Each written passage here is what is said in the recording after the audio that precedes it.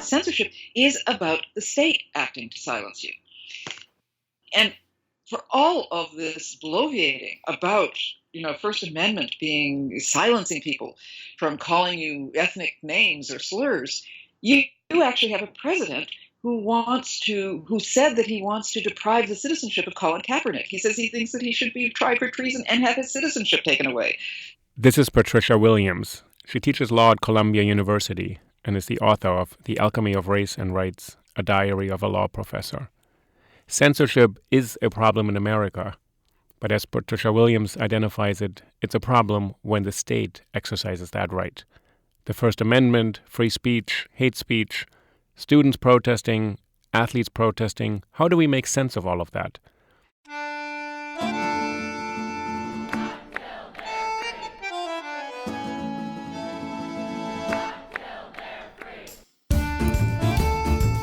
Oh yay, oh yay, oh yay, oh yay, oh yay. Willkommen, bienvenue, welcome. No, this is not cabaret, it's Think About It, a podcast about the power of ideas and how language can change the world, with Uli Baer. Welcome, I'm so excited to be here with Professor Patricia Williams. First of all, thank you for joining me on the podcast today. It's my pleasure. So, Professor Williams is a professor at Columbia School of Law, and you're the author of many books and many articles under the Joan of Arc byline, as you yourself say, the Diary of a Mad Law Professor. I want to say, first of all, that The Alchemy of Race and Rights, Diary of a Law Professor, I think you published in 91 or 92. That's right. The year I graduated from college, and it was a completely transformative book. And really, it really was a book. I don't know why I picked it up. Possibly Barbara Johnson recommended it. I don't know. Oh, yeah. She was certainly an inspiration. She was the person who actually read one of my essays and told me to make this into a book. She was very, very instrumental in bringing that to publication. Oh, so that's nice, actually. And she was, I took a class with Barbara Johnson in college called Black Women Writers with some 400 students. And it was the first iteration of this class she taught, and it was an incredibly powerful, important class, I think. And at that time, in the early 90s, I don't think it was a completely canonical thing to teach a course on Black women writers to a sort of cross-section of undergraduates in an American college. So she really did something very innovative then. And she was remarkable. Yeah. And I wanted to say about Alchemy of Race and Rights, I think one of the things that I took from this book was that the language of neutrality, the language of objectivity, the way we frame problems, the way we in kind of mainstream sort of elite institutions are taught to think is to arrive at abstractions, and that your book showed that these abstractions often hide, obscure, or deliberately make us forget the humanity of the people and the subjects sort of who are supposed to be governed or helped, aided by the law. And this kind of work on undoing and dismantling some of the stereotypes and the figures we work with, you've done for the last 30 years or so. And why I wanted to talk to you on the podcast is because so many of the things you've talked about, affirmative action, controversies over blackface, campus student protests, the kind of I2M Harvard campaign, these things seem to be recurring. And right now we're living through another major iteration of campus protests over racial identity, over admissions, over affirmative action. So I'm kind of curious how you see this sort of your work. You've been trying to deal with this and bring attention to these issues, and then we're living through another iteration. And I wonder whether this one is different from previous ones. Yes, it does feel different to me, because while campus politics and campus confrontations are their own form of abstraction to some degree, in that I suppose from one point of view you could say that it is literally academic or figuratively academic, but it is a kind of practice for the larger world frequently. And it feels like the culture wars have certainly metastasized into the heart of our politics. Now, I did want to go back and say something about how you characterized Alchemy of Race and Rights is about undoing abstractions and the neutrality of law, but it was also a reflection on the situatedness of particular subjects with relation to the law. And I am not somebody who thinks that neutrality is something I want to do away with for any and all purposes. The question of the consideration of one's humanity should not be framed as something in tension with the notion of equality. My desire to get past the formalities of law is not the same as wanting to do away with the 14th Amendment, for example, or the due process provisions. So just to be very certain about where these conversations direct us. Very important. I really like that you actually sort of correct me in this, that sort of saying that neutrality serves an important critical purpose, actually, especially when you bring up 14th Amendment, when things are defined as equality before the law. That should be unambiguous, not just settled law, but kind of beyond interrogation in a way. So you're saying, I'm not throwing out the idea of objectivity or neutrality. I just want to show where it serves to obscure something or how we can be more precise. Exactly, yeah. And you just brought up the 14th Amendment. I mean, it's in the news right now, issues of citizenship, birthright citizenships. So what is happening? And as you said, these cultural debates have metastasized and become part of our political culture right now. When people are taking apart language in the wrong way, let's say, when they're attacking things that should be, I don't know what to say, should they be self-evident? They should be, or what the law calls settled law,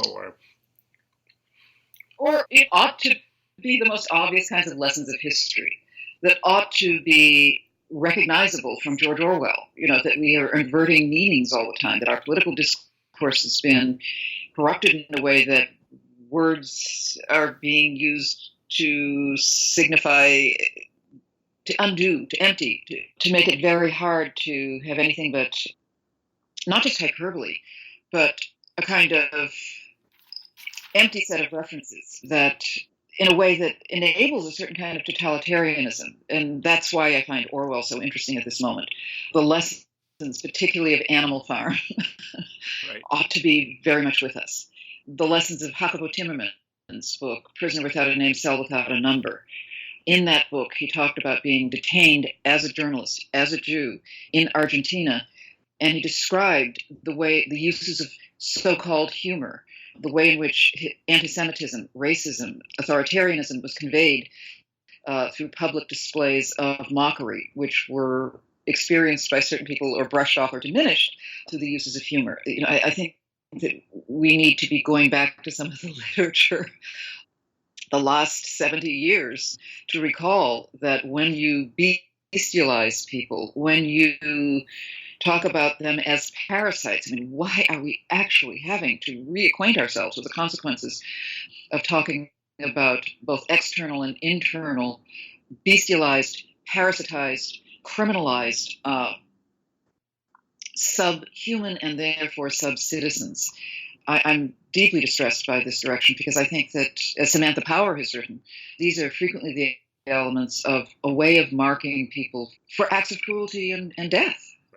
Right. So to go back to this is really important. What happens when someone is referred to in this language, in this book, Prisoner Without a Name, Cell Without a Number, the effects of language used about somebody? And I think a lot of your work is sort of to really examine what effects are there. Then you just said, is there a way to counter this, to undo this? But as you're saying, there's a kind of massive effort right now on the administration's part to dehumanize people, first linguistically, to put them in categories that place them beyond empathy or beyond a kind of, in two of your books you have encounters with people who sort of say, oh, I have to struggle to rehumanize seeing the homeless or different groups of people. And you kind of take that into as a, let's say in a benign way, as a teachable moment to say, what is happening here for someone to have to make this effort to recognize the humanity?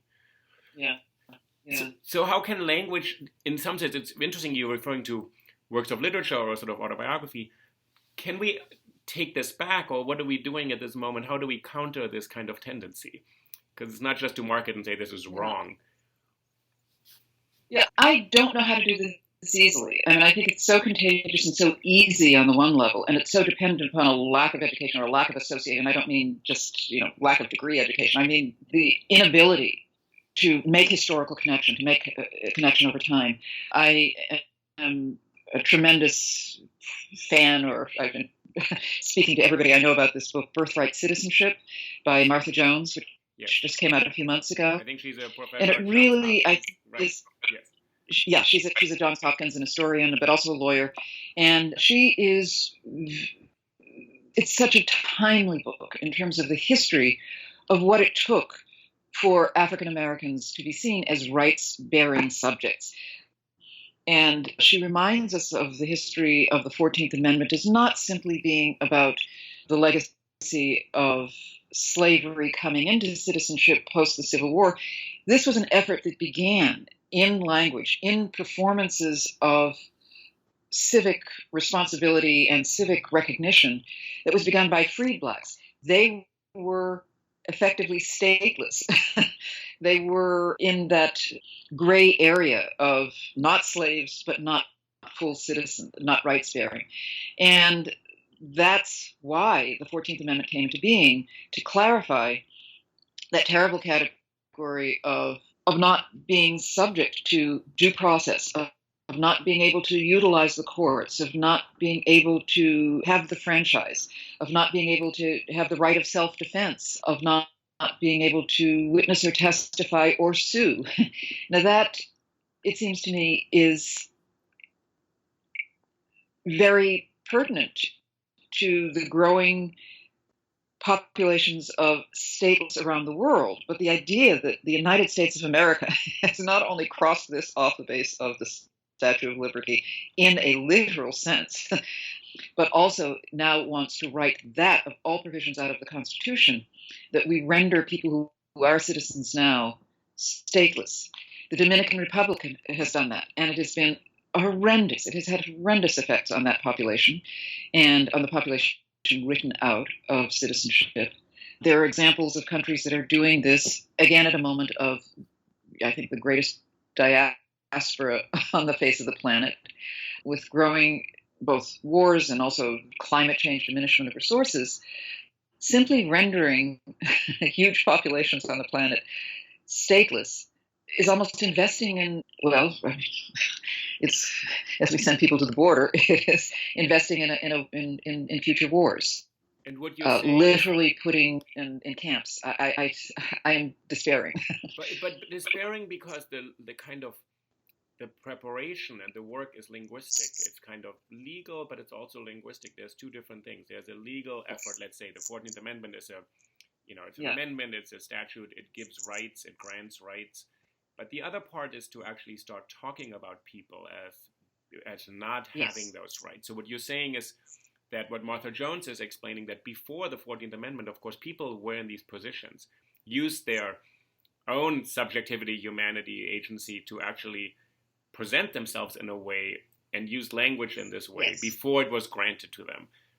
But there's two things happening right now. There's a kind of legal effort, let's say congressional acts, as you say, in other countries or here. Mm-hmm. But then this linguistic fact that what happens to people when they are being described in certain ways. It puts them in a different place. And I think this is really what a lot of what your work is connecting. Sort of, there's the law, and then there's the language that we use, which is maybe the language or not of the law. And this language has a real impact. Hannah Arendt says in The Origins of Totalitarianism, she said, the gravest thing that happened is that so many Jewish citizens, I think we're back, that so many Jewish citizens were declared stateless in the early 30s. And they were just rendered stateless. Turn huge groups of people into stateless people who have no more rights anywhere is a big kind of... So it's a difference between the legal language and then everyday language, or it's not even political language. If people are and it's not just politicians, it's talk shows and newspaper editorials and describing people in these ways. Yeah.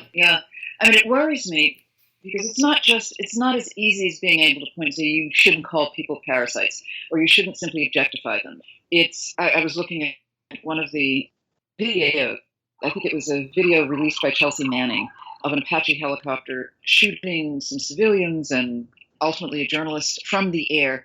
And then one of the helicopter pilots, or one of the people in the Apache, when they discover they have actually wounded some children, says, well, it serves them right for bringing children to a firefight. And that sort of, it isn't just the objectification. It's not just the commodification or the invisibility of one's victims. It's a transferring entirely of responsibility. It is an accident. It's not negligence. It is their fault. And it seems to me that that's a habit that is beyond simply the nomination. It's also, for example, when we say there's this phenomenon that law enforcement sometimes uses called cop-assisted suicide. Frequently is something that pops up, one hears, and somebody has mental health issues. The parents call the police, for example, and the person with some sort of mental illness is waving a knife, and the police officer shoots him dead. This is something which has happened multiple times around the United States. To call that cop-assisted suicide worries me. Even if one finds that there was a valid fear or threat to life, the idea that that the agent of that killing is the mentally disordered person, right, or the person who was shot dead, it redirects our gaze from the uses of state force.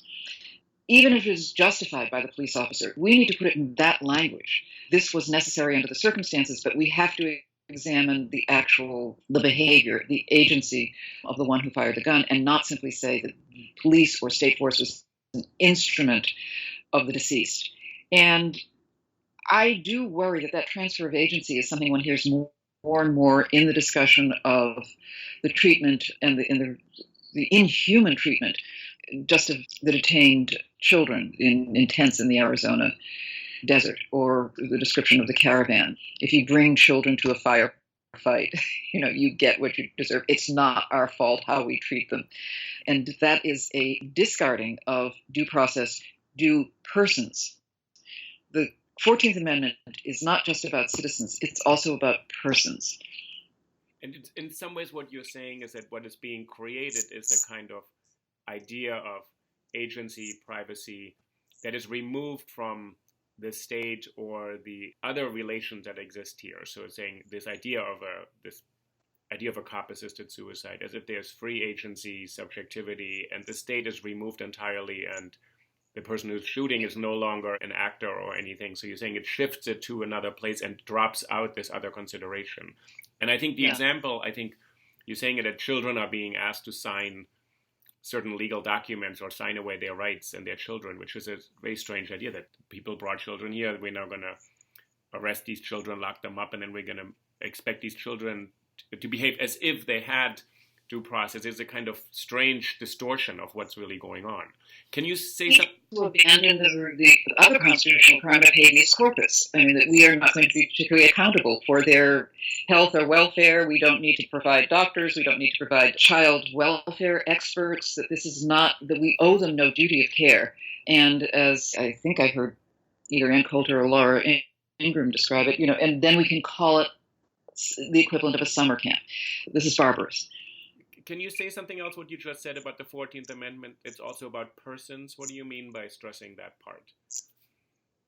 Because I think that there has been a recent attempt, at least from some quarters, to say that the 14th Amendment is only about a grant of citizenship, or that the extensions, the privileges and immunities or the benefits of state restraint, the use of excessive power, is due only to citizens. And it's not. The 14th Amendment very specifically says that process is due to persons. In distinction to citizens, in some ways, to say to, let's say, category of people, humans. So, okay. Yes. Someone who may not be able to vote, or somebody who is... I'm trying to think there's categories of people, many, many people in this country who are not citizens. Many people, from starting with green card holders, people being processed, people arriving, all sorts of people who are not out. And you're saying they're not outside of the protection of the law just because they lack this one legal dimension that they have a passport or citizenship papers in that sense, right? Yes, absolutely. And that's, of course, the big debate about what happens to people accused of terrorism that began with the deportation of people to, quote, black sites or to Guantanamo Bay. The question is that if they are on American soil, and that's why they were being removed, they are the recipients, or ought to be the recipients, of due process, regardless of other forms of identity. This is, not a technical discussion about the 14th Amendment. This is really where the cultural sort of discourse is like, and a lot of, I think, your work as you're trying to sort of point out, has this happened before? Has this country debated these kind of fundamental issues in this way? Or, I mean, I'm sure it has from all sorts of quarters, but now it is being conducted at the highest levels of government. Yes, yeah. And I think more carelessly, more wantonly, and with more technological power as well as firepower. And that's what is bewildering and very worrisome. But of course, the entire period leading up, what this is to some degree the profoundly similar range of issues that brought us the Civil War. But it also, these were subjects of discussion that gave rise to the Chinese Exclusion Act. These are items that were debated around the status of Native Americans, or continue to be debated around the status of Native Americans. South Asians in the early part of the 20th century were subject to the same debates and sets of exclusions. Certainly the question of asylum during the time of World War II, the ships that came and then were turned away. Right. Many people had raised some of the same issues we are debating today. Right, and this kind of nativist impulse, which is, I was struck, and as you know, I'm not a lawyer, so I'm not trained in constitutional law, but I saw that this past summer the court finally overturned the Korematsu decision in a case that didn't really seem related to internment of Japanese Americans. And then I asked a couple people, and someone pointed out to me, they said, this was the last time the court is likely to do something like this for a long time. So they put it in this summer before we have new nominees on the court. We now have new nominees. So in some ways, does this, in a general sense, when you're teaching law school, does this concern you that our courts may not look out actually to sort of uphold these fundamental obligations that the state would have toward not just citizens, but toward all persons? And I have this discussion with many people, and as a non-lawyer, you're just sort of picking up the general sentiment of the public of what is our trust and our faith in the law executed by judges and the courts. Do you feel that is sort of in your law schools, in your classes, and with talking with students, that they're shifting, or are they just becoming lawyers, trusting the law, sort of thinking we're going to use it for good? No. I think it's quite an urgent moment. It's a tremendously, potentially transformative moment in our jurisprudence, in our law, and certainly for the Constitution. And one of the great senses of worry I have about the new nominee is that he wasn't just, one of the many from the Federalist Society who was up for nomination. This is a man who actually expressed a belief that the president cannot be the subject of, or held accountable for misdeeds, that he can't be prosecuted. And I think that given this new overreach as expressed in his thought that you can undo the 14th Amendment with an executive pen, who knows what's coming down the pike. And I do worry about how the Supreme Court will be able to ensure that not just, there is a move, quite a move, and quite a number of members of Congress, from Steve King to Rand Paul, I believe Grassley as well, want to revoke the 14th Amendment. So if it came, I'm actually stunned listening to you hear this. I actually think this is seriously being debated on the floor of, so politicians are really entertaining this idea. Oh, yes. And that's why I don't think it's been taken seriously. It's always, it's so fringe. I'm not convinced that Trump actually believes he can do it with an executive pen.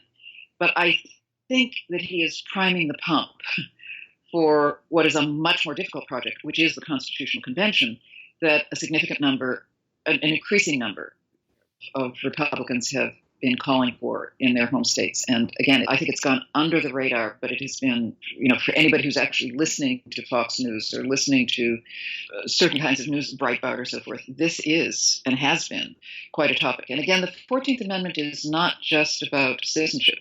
It is also the entire linchpin of the entire civil rights movement. And the civil rights movement in terms of benefits, not just to African Americans, not just to non-whites or persons of all sorts. It is the linchpin of the women's movement, of LGBTQ movement, of labor laws, of the entire New Deal. And it's the equality guarantee, which, I'm, as a proud American citizen, but I'm a naturalized citizen. So I've had a lot of conversations with your colleagues, constitutional scholars, and I said, well, for a non-legal person, the equality principle seems to be prior to everything. All men are created equal, with the caveat that this meant landowning white men at that point. But let's say we can, let's say there's some possibility to extend this. And then the other freedoms come. The 14th Amendment extended it through. That's right. And that makes it Yeah. real and truly powerful, you would think. So that realizes America's, or like makes America's promise something to yet to be realized. And as you said, then 100 years of fights for equal rights, over 100 years, really sort of make America what it is meant to be. And then you have this tendency to roll this back to where? To what would this country become if the 14th Amendment is actually changed or repealed? What are they trying to do you think? How would that play out? I don't quite know. I don't like to imagine where this plays out. But when I listen to the same people who do want to repeal it, someone like Steve King, I think it can't be understated the degree to which these are also the same people who have connections to the ultra-far right throughout Europe and Eastern Europe. So when Steve King poses with Geert Wilders, I listen to what Wilders is saying. When Donald Trump and CPAC welcome Marine Le Pen to Washington, D.C., I listen to what they're saying. And a great deal of what they're saying is to transform, that use sanguinis, sort of blood and soil, is a notion of citizenship that we have, we've seen the misuses of that. And I worry it's being mouthed by people who, like Steve King, say we cannot have a civilization with other people's children. That, within the United States, has its own long, ugly history that many of us would like to forget, not just rooted in slavery, not just rooted in Jim Crow, but also in the American eugenics movement. And the American eugenics movement produced a set of laws that go by other names like the social hygiene movement. And the social hygiene movement, those laws were the ones that the National Socialist Party adopted in Germany to extirpate the internal enemy, the internal contamination of Jewish, Roma, communist bodies back in the 30s. And that notion that we are now deploying, this vocabulary of internal, incorrigible bodies whose citizenship we must clean ourselves of. I mean, this is very reminiscent of the social hygiene movement that began in the United States. And for those who are unfamiliar with that history, go to eugenics.org. The records of the American eugenics movement are online in Cold Spring Harbor, where it began. Yeah, we actually did NYU. One of my colleagues and friends, Jack Chen, who's going to be on the podcast, he did a show to exhibit actually the planning office. He recreated that office, which was a very eerie and haunting place. It was terrible. He actually bought a lot of the file cabinets and the bureaucratic means by which people were determined not really worthy of living or procreation. So it's the 1920s. You have these laws applied. They are racial categories usually, or categories of health and illness. And as you're saying, so this movement was and disability and conducted by highly accredited white men, doctors, university presidents, lawyers. So in some ways it was authorized by the entire establishment. You've written a lot about this thing. What happens then is then the state sort of pretends to do something on behalf of people, but it's turned around. I wanted to go back to one point about the 14th Amendment. And if you can help me there, there's two anxieties, it seems. There is kind of the willful amnesia in America about slavery and about the role of African Americans. There's this kind of 14th Amendment. And then there's the other one about this other amazing capacity of Americans to pretend that they are the real Americans and everybody else who comes is an immigrant, whereas, as we know, these are not Native Americans or communities, sort of Native communities saying that. So these two different strands of kind of anti-Black racism that's linked to slavery. And the other one is this kind of nativist that immigrants are bad, which seem to be sort of conflated, but in your work, you sort of tease out these things, that there's a kind of lasting amnesia and anxiety about intermixing or this kind of denial. That's one thing. That's kind of the anti-Black racism. And the other one is anti-immigrant sentiment. If you could sort of help me, I'm really sort of honestly asking this question of how do you tease these apart. They're sort of commingled now. I mean, those talk show pundits that you refer to, they just make it all into one thing. But there's a kind of anxiety in America around this still, 150 years later. I think that's why it's easily recognizable as a prejudice about color and a global sense about the global South coming into the global North and civilization existing and from or emanating from Western Europe, and that's why Melania isn't the object of this, but oh right, yes, but Obama is, and so color is one delineator. But I think that the long history of that, again, the American eugenics movement felt is the imperfection of bodies. This insistence upon a certain kind of perfection, and that I think is reiterated to some degree in our reproductive practices right now, particularly when it comes to the desire to have perfect babies or designer babies. And, that's a whole other topic, but it's something I'm very concerned about because I think there's some unconscious, perhaps unintentional reiterations of a kind of eugenic desire in that. You see that also in our adoption market. You want to adopt certain babies, but not others. It's a very Steve King-ish kind of thing we are enacting, even as many people would disagree with that. I also think that the rise in anti-Semitism, a lot of people said, well, it's about money and it's about power, but I think the shape of it is, the practice of it is kind of like what President Obama faced, and that there are two kinds of racism. One is against who are poor and dark and servants, figured as servants. But the other is a kind of racism and prejudice that is characterized by anti-Semitism, but not limited to anti-Semitism, which is that you're too powerful, you're too big for your britches, you're out of place in the sight of power. And, that gave rise to the Tulsa riots, or to people who have forgotten that many of the people who were actually lynched were wealthier African Americans, not really the poorest all the time. And that dispossession from power goes hand in hand with also the crushing of the small people underfoot. And that's the insidious thing that I see happening right now. The Jews have been marked historically, and Muslims, the broad sense of, I don't mean to conflate all Semitic peoples, but it does seem to me that the way in which their bodies are mocked and cartooned overlap in terms of a history that goes back to medieval times. Right. And I'm shocked to see the degree to which that is reemerging against both sets of peoples in this context. I think some part of this, the Trump presidency, what he exploits is this kind of lingering resentment against political correctness. And he has this kind of capacity to pretend he's exploding taboos. And people have this strange sense of relief, like finally someone says something that we couldn't say, which I have seen a lot, and you've seen a lot, because the universities are constantly attacked and kind of, I think, actually just set up in a dumb way for being politically correct, and then finally someone can speak the truth. So is it revealing a truth about America, or is it actually, it's always been there clearly, as you showed? Oh yeah, I think it's always been there. Right. Yeah. So it's I think it's always been there. And I think there's always been an hypocrisy about the First Amendment. This is supposedly about the First Amendment, and, I can't speak except in the multiple pages of, Fox News and the New York Post and so forth. We are all speaking. The issue is not political expression among people at large, or it hasn't been in many of the culture wars, and particularly on campuses. That's not what's at issue. I mean, it's who gets more purchase from that.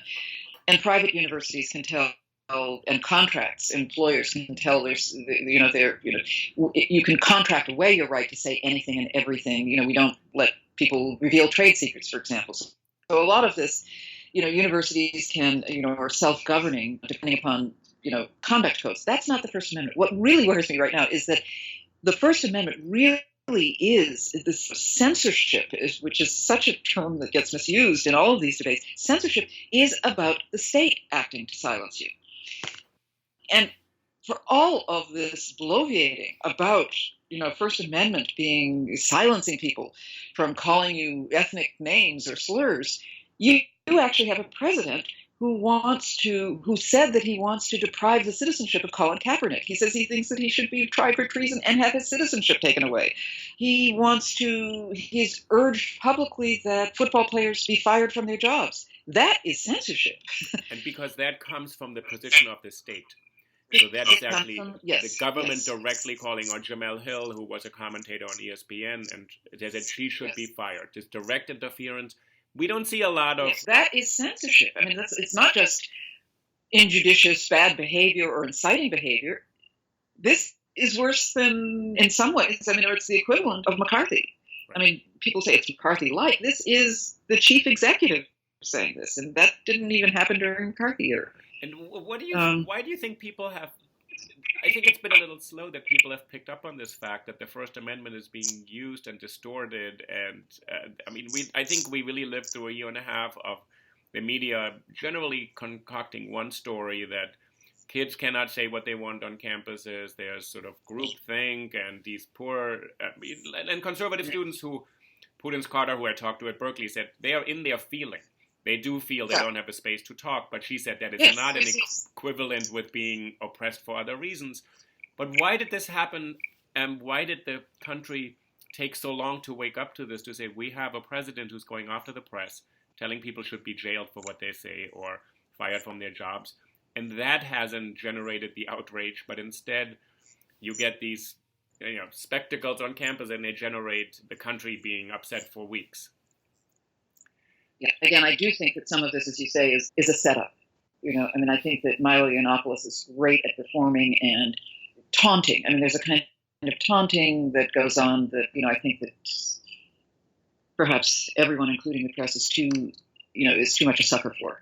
But I also think there's just a general disposition, there's history in a willingness to grant certain kinds of people the benefit of the doubt, or to say, oh, you're just joking, and certain others, you're being impertinent, insolent, and even dangerous. There's something haunting about this as being, Colin Kaepernick is revolutionary and dangerous, and this is just, to make a prayerful gesture like going down on one's knee is a danger, but. And I think actually Colin Kaepernick first of all, he's an amazing person, courageous, full of dignity and kind of really strength. And then I think the good thing is that he's able to persist and maybe actually shift this narrative. I think there was kind of a first round in this, and Trump was quite effective and, mislabeling this entire affair into its anti-American and stuff. And I think we've come around to maybe people saying, maybe it's not quite so simple. So I do have some hope that maybe also the younger generation, because I deal with, as you do, with a lot of students, I think they see this and the people I know, they don't think Colin Kaepernick is anti-American. They say, well, he has a right to express himself and he should not be punished for that. So I wonder whether there's some hope that... I hope so. I hope so. I sometimes, maybe it's being in a law school, it's a little bit more conservative of an environment, or when I go around, and not necessarily, that it has been rather successfully conflated with disrespect for the military or disrespect for police officers. No matter how specific and carefully Kaepernick and other football players have said, this is about excessive force, not all law enforcement. It's about particular instances, and it's about training. It is accompanied by respect for the people who put their lives on the line to protect us. That does not seem to have stuck in many parts of the country. That's why, I cling to your hope, but I do think there's something hypnotic about Trump's framing of some of these issues for many people. A big challenge is disregard for how he's perceived, that he can be outrageous and he doesn't care. I think that stumps the press every turn. They keep on thinking he's going to be either embarrassed or retract something or correct something, and he doesn't care at all. Yeah. Yeah. And it's sort of his arrogance or his indifference to these kinds of protocols that keep the press kind of flailing a bit and saying, oh, we're just going to repeat it and then be amazed what he just said, and then he says the next thing, and then they keep on being amazed. So in some ways there's but I do think, I'm not optimistic by any means, but I do think there's a kind of a bit of an awakening that at least people on social media are much more active pushing back, that I think, let's say, liberals have kind of woken up to the power of social media. I think the conservatives were a bit quicker to pick that up. And there's some counter conversation happening. Yeah. I do think you're absolutely right about many self-identified liberals, at any rate, are finally beginning to say, oh, this is more serious. He is not just a joker. That this is, and taking it seriously, I think, is part of becoming more politically engaged with the reality of what he's suggesting. What do you say to your law students right now? So they're studying the law, they're being trained really to actually apply the law in the best possible conscientious way, but they must come in also and be a bit skeptical and say, is the law always an instrument of justice and furthering equality and advancing the ideals of this country? Or a lot of what your work has been about, say, like, the law can of course be used in other ways as well, just like we saw freedom of speech being weaponized in certain ways to, I mean, you talked about campaign finance, I think, 30 years ago, and then we have, Well, I do a lot of that in my column, actually. I mean, yes. When I'm in law school, I'm actually not I don't teach constitutional law, and so this is not always it certainly comes up in conversations. Like that. Right. Yes. It's not. This is not actually what I teach. So I'm saying in your office hours, in your outside of your seminar, how do you sort of, in terms of a general sort of attitude toward the law that you impart to your students? I don't mean in your contract courses, but sort of when they come in. Yeah. How much faith ought we to have that the law will be a force for the good? Well, I think my students and law students generally are incredibly, they have ambitions for this profession of theirs or for their future profession.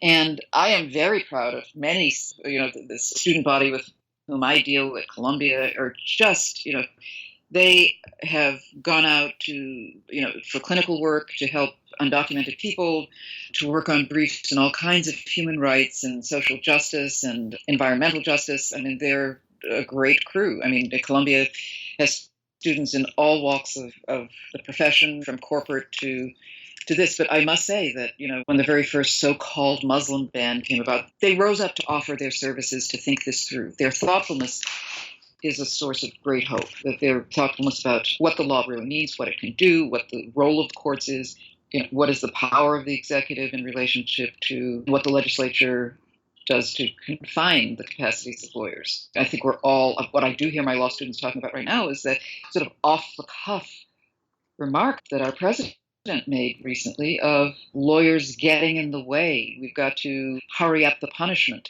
As despicable as the acts of terror have been of the last week or so, the idea that we've got to hurry up and rush people into the death chain toward execution is not a lawyerly stance, let's put it that way. And I think that that kind of abandon of due process, that kind of off-the-cuff recommendation from the commander-in-chief is worrisome to many students, to many lawyers, to many citizens. And they're responding, as you're saying. They're thinking about their role. I think so. Yeah.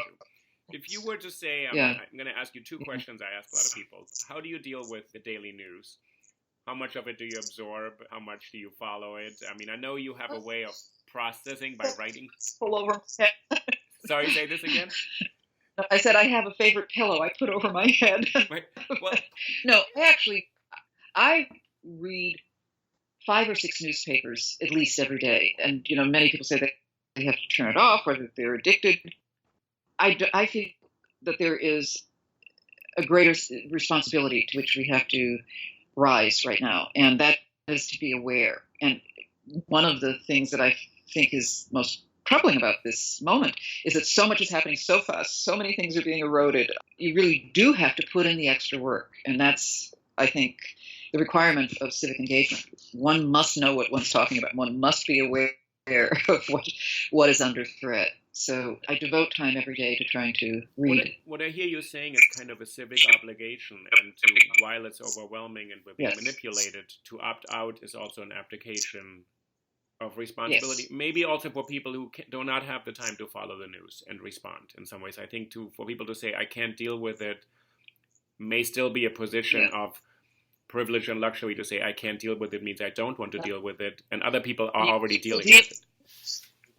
Yeah, it will deal with you sooner or later, and you better see what some are dealing with already. And I must say that I am to some degree sympathetic with those who only get their news through television, because it can be so repetitive, it can be so relentless, and it can grind you down. And that's why I think that it's fine to watch television, but you need to curate your sources of news. And I do mix up a little television with a little radio But I think for me, I'm still a reader. And so online you can get broadsheets, traditional broadsheets, also to really read those which still have codes of ethics.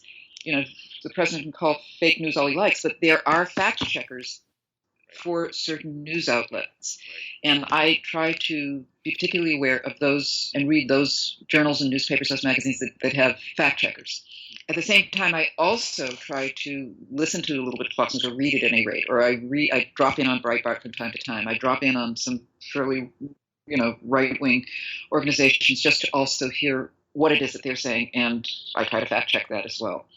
It seems important to not be taken off guard, not to cut oneself off from those voices, no matter how powerfully I worry about that and disagree. You mentioned 2 or 3 books. So the one is Prisoner with No Name, Cell with No Number. Give me the author's name again, and I'll put it also on the website. Jacobo Timmerman. It's written in the 80s. Yes. Jacobo Timmerman, Timerman. And he was an Argentinian journalist who was jailed under the junta and wrote about his experience. But he was jailed for his journalism in terms that might seem all too familiar right now. So we should look at that. You said Animal Farm by George Orwell, and then also Martha Jones' more recent book, Birthright Citizenship, which I'm hoping to have her on the pod. So I'm going to put those in as references, and then people should also obviously check out your monthly column in The Nation, which I have to say that the one thing is you've made me laugh a lot of times, in spite of the topics that you're dealing with, which are usually not funny or but they're very, very serious, but you have a way of actually bringing in a certain kind of, let's say, constructive irony, which is... Oh, thank you. To go back to the beginning of our conversation, when I was very lucky, I studied with Barbara Johnson, and she was, obviously, as a teacher of literature, she was really interested in irony and the double meaning that language can carry. And she had this kind of dry wit to sort of say things that kind of left me usually thinking a little too long until I got the joke, because she was very, very smart, but there was a way in which to sort of... Very dry, very subtle, but brilliant. She's lovely, really a brilliant teacher, yeah. Yeah, absolutely. Yeah, so, I clearly tried to take that lesson from her as well. Yeah, but you succeed, so I want to just... Thank you for the conversation. And I do want to also recommend to listeners, many of them at a different generation, The Alchemy of Race and Rights remains incredibly relevant. So I think people should look at that. They should also look at The Rooster's Egg, because I love all the essays in it. I like the whole essay, the title essay actually quite a lot. So people who don't know what The Rooster's Egg is can look it up, and they can learn from you what that Jamaican fable, which Zora Neale Hurston brought out, is. But I will put all the links on the website. And I want to genuinely thank you for the work you're doing. That actually this is rare, and it's really important to speak to a general public about these issues that get so easily confusing for people who are not legal experts.